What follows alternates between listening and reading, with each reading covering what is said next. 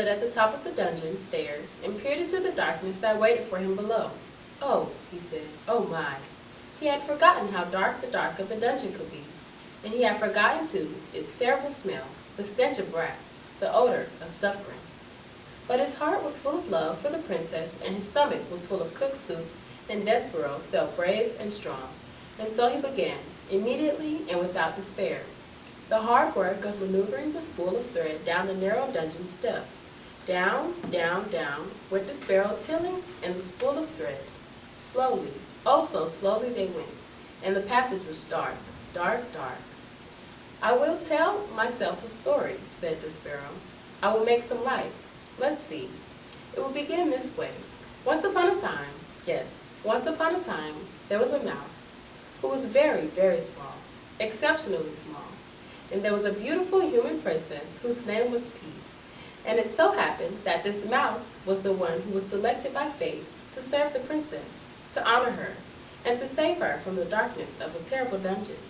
The story cheered up Despereaux considerably.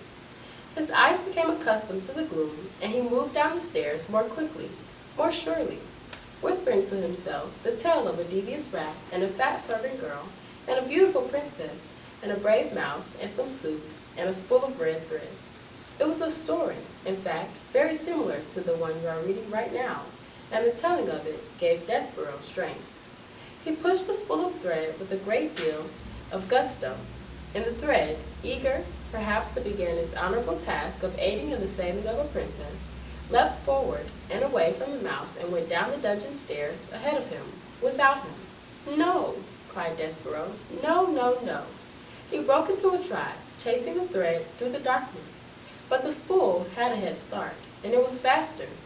It flew down the dungeon stairs, leaving Despereaux far behind. When it came to the end of the stairs, it rolled and rolled, until finally, lazily, it came to a stop, right at the gnarled paw of a rat. "What have we here?" said the one-eared rat to the spool of thread. "I will tell you what we have," said Botticelli remorso, answering his own question. "We have red thread. How delightful! Red thread means one thing to a rat." He put his nose up in the air. He sniffed. He sniffed again. "I smell. Could it be?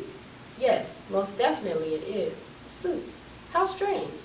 He sniffed some more, and I smell tears, human tears. Delightful. And I also detect the smell. He put his nose high into the air and took a big whiff of flour and oil. Oh my!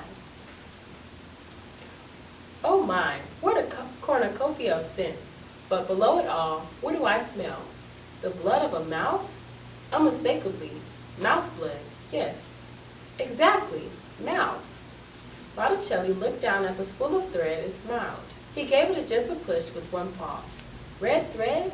Yes, exactly. Just when you think that life in a dungeon cannot get any better, a mouse arrives. And that was chapter 45.